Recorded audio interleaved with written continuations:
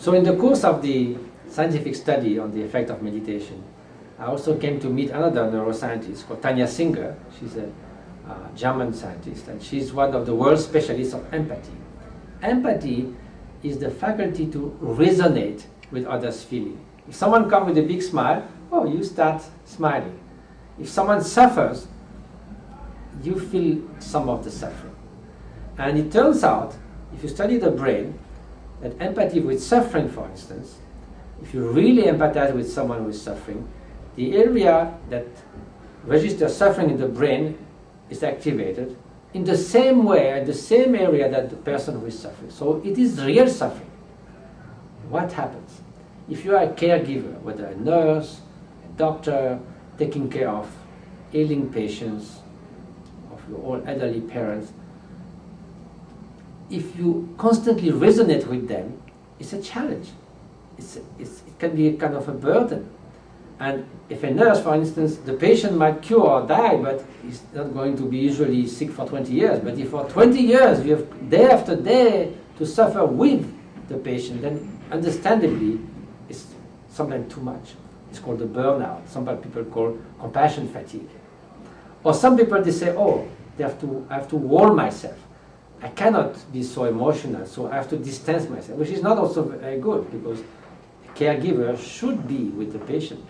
So what is the solution? So we thought of that with Tania Singer, and we tried to unpack the different elements of compassion. So I went myself in the scanner, and Tania said, just try to resonate on the suffering without your compassion meditation. And I did that for 2 hours in the scanner, and within 2 hours I just completely burned out. I was imagining, I had seen a documentary on terrible situation in orphanages in Romania with kids who were so weak that even moving sometimes they'll break their bones. And I'd seen that the night before, so I was filled with that, and I really resonated, and 2 hours was unbearable. Normally when you do that in meditation, you bring compassion right away. So I was holding it. And then at the end she said, well, we could do the compassion meditation in the afternoon, or we could do it now. I said, please, let's do it now. I can't stand it anymore. So I felt like when I brought the compassion component, it was like opening of a dam.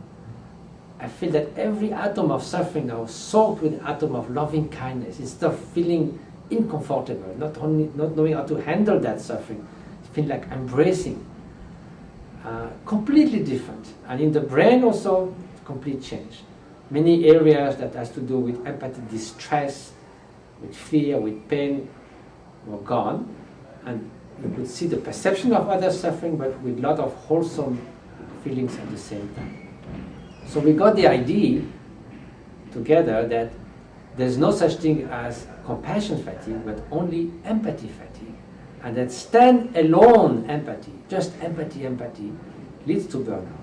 But if you have empathy within the vaster sphere of loving kindness and compassion, then you have the whole buffer of this compassion that prevents all the negative effect of feeling the other suffering. And I think that has tremendous potential, helping caregivers to train in arousing more of that loving kindness. And you see some nurses who are naturally very, very, motherly and affectionate, and usually they don't burn out because they have these resources of compassion, that pool of compassion.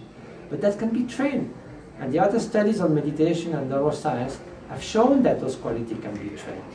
So I think this is a wonderful way that possibly meditation could contribute something to society in collaboration with science.